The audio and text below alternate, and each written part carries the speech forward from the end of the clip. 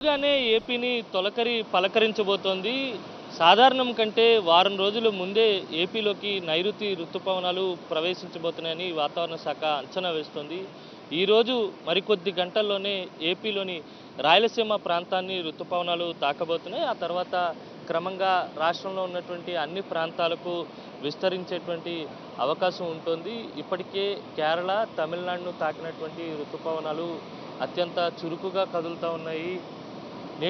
ఈరోజు గనక ఏపీని తాకితే గనక దాదాపుగా ఏపీలో ఉన్నటువంటి అన్ని ప్రాంతాల్లో భారీ వర్షాలు నమోదయ్యేటువంటి అవకాశం కనిపిస్తూ ఉంది.